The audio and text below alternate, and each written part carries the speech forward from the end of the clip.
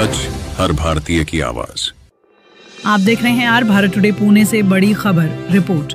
दयावन कुमावत फुरसुंगी के हरपड़े बस्ती green हीवे society के pass बरसात के पानी ने सड़क को तालाब में बदल दिया है। जगह जगह बनी गहरे गड्ढों और जल भराव के कारण स्थानीय नागरिकों को रोजमर्रा की आवाजाही में भारी दिक्कतों का सामना करना पड़ रहा है। स्थानीय महिलाओं का कहना है कि ऐसे गड्ढों में गाड़ी चलाना बहुत मुश्किल हो जाता है।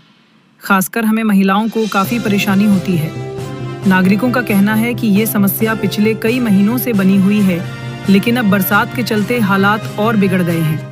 लोगों ने प्रशासन से जल्द सड़क की मरम्मत की मांग की है ताकि आने जाने वालों को राहत मिल सके।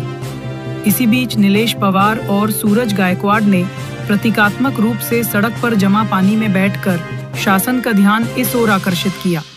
उनके इस कदम ने इलाके की बदहाल सड़कों पर जनता की परेशानी को उजागर किया है। इस विषय पर प्रतिक्रिया देते हुए फुरसुंगी उरुली देवाची नगर परिषद के मुख्य अधिकारी प्रसाद शिंगटे ने बताया कि सड़क की मरम्मत का प्रस्ताव तैयार कर जल्द ही काम शुरू किया जाएगा। ऐसे ही अपडेट्स के लिए जुड़े रहें आर भारत टुडे के साथ। तर आजच्याच आमचे गावातले सहकारी निलेशदादा पवार आणि सूरज गायकवाड यांनी या पाण्यामध्ये बसून नागरिकांच्या समस्या या जनतेपर्यंत पोहोचवूयात, गावापर्यंत पोहोचवूया, उरुळी गावापर्यंत पोहोचवूया, सीओ साहेबांपर्यंत पोहोचवूया यासाठी ते बसले होते। त्यांनी कुठेही जाणून बुजून कोणाला त्रास दिलेला नाही किंवा त्यांनी कुठल्याही प्रकारचं आंदोलन केलेलं नाही, कारण त्यांना वाटलं की गावामध्ये या रोडची मुख्य समस्या आहे की ज्यावेळेस पाऊस पडतो, पाऊस पडल्यानंतर इथं पाणी साठतं आणि पाणी साठल्याच्या नंतर नागरिकांची येण्या जाण्याची खूप मोठी अडचण होती। ही अडचण प्रामुख्याने त्यांनी त्या पाण्यामध्ये बसून सांगण्याचा आणि मांडण्याचा प्रयत्न केलाय। त्यांनी कुठल्याही प्रकारे कसले आंदोलन नाही केलेलं। त्याच्यामुळे याला कोणी आंदोलन हा शब्द वापरू नये, कारण त्यांनी जी काय आता पाण्यामध्ये बसून गेल्या 1 तासामध्ये या ठिकाणी बसून जे नागरिकांपर्यंत ही समस्या पोहोचवण्याचा प्रयत्न केला ते सगळ्यांपर्यंत पोहोचले। त्याची योग्य ती दखल पोलीस प्रशासनाने आणि सीओ साहेबांनी घेतलेली आहे। त्यांनी त्यांना आश्वासित केलेलं आहे की आज पाऊस पडलाय, पावसाचं साठलेलं पाणी आहे, या पाण्यामध्ये ते योग्य प्रकारे त्या ठिकाणी योग्य ते मार्ग काढून हे पाणी बाजूला कसं निघेल आणि हे रोड परत येण्या जाण्यासाठी कसा सोयीस्कर होईल यासाठी त्यांनी ते प्रयत्न केलेला आहे। आणि खरंच या दोघांचं आणि त्यांच्यासोबत मी पण होतो आणि काही बाकीचे सहकारी होते, त्यांचं मनापासून आभार व्यक्त करीन। तिथं मी स्वतः मुख्याधिकारी म्हणून पाहणी करायला आलोय। यापूर्वी सुद्धा या भागाची पाहणी केली होती, परंतु पाऊस सततच होता। गेल्या 2-3 दिवसात थोडीशी उघडीप मिळाल्यानंतर इथलं काल सक्शन मशीनच्या सहाय्याने पाणी काढूनही टाकलं होतं, परंतु रात्री खूप मोठ्या प्रमाणावर पाऊस पडल्याने तिथे पुन्हा पाणी तुंबलेलं आहे। काल पाणी काढल्यानंतर इथं आज काम करण्याचं नियोजितच होतं, परंतु कालच्या पावसामुळे पुन्हा हे काम थोडंसं डिले झालंय। आणि वस्तुस्थिती खरी आहे की इथे या तुंबलेल्या पाण्यातून वाट काढणं हे खरं तर कठीण आहे आणि याबद्दल प्रशासन नक्कीच पावलं उचलेल आणि त्यामध्ये 2 प्रकारे आपण काम करणं अपेक्षित आहे। सुरुवातीला हा रोड वरनं रहदारी होणं अपेक्षित आहे व्यवस्थित, त्यासाठी उपाययोजना केल्या जातील। त्यानंतर मात्र या ठिकाणी पाणी तुंबण्याचं जे कारण आहे की आजूबाजूच्या ज्या बिल्डिंगचे किंवा जी बांधकामं झालेत ती उंच असल्यामुळे ते पाणी तुंबतंय, याकडे सुद्धा नक्कीच लक्ष दिलं जाईल। या भागामध्ये पाण्याचा निचरा कसा होईल या भागामधून याच्याकडे सुद्धा दुसऱ्या टप्प्यामध्ये लक्ष दिलं जाईल। नागरिकांना आव्हान आहे, असा अवकाळी पाऊस तर या महिन्यामध्ये पडत नाही, तरी सुद्धा आता पडलाय, तरी सर्वांनी थोडं सहकार्य करावं। आपण पहिल्या टप्प्यामध्ये आता सांगितल्याप्रमाणे हा रोड आपण मोटरेबल करू, रहदारीसाठी सुयोग्य असं करू आणि नंतरच्या टप्प्यामध्ये याच्यातून पाण्याचा निचरा कसा होईल असं आपण कारवाई करू। धन्यवाद। या 2 दिवसातच आम्ही कारवाई करणार आहे। आजच आपलं सक्शन मशीन बसून पाणी काढायचं काम चालू करणार आहे आणि मोटरेबल करू रोड, रहदारीसाठी सुयोग्य असा रोड या 1-2 दिवसातच करू। ग्रामस्थांची वेळ परत आली नाही पाहिजे, नक्कीच ग्रामस्थांची वेळ आली नाही पाहिजे यासाठी कायमस्वरूपी उपाययोजना सुद्धा करून इथला पाण्याचा निचरा कसा होईल याचा आपण विचार करू। इथं पावसाळी लाईन लवकरात लवकर करून या रस्त्याचे लवकरात लवकर काम केले पाहिजे।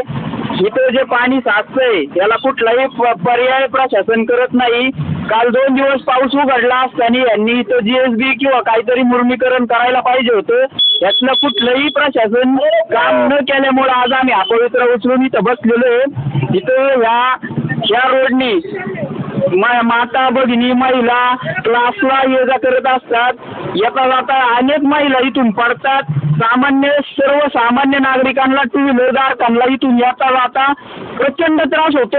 रोजपणे त्रास होतो आणि कुंभकर्णासारखं झोपलेलं प्रशासन 2-3 दिवस परवा दिवशी पाऊस उघडला असताना सुद्धा यांनी इथं काम केलं नाही. आम्ही पहिलं निवेदन दिलं होतं.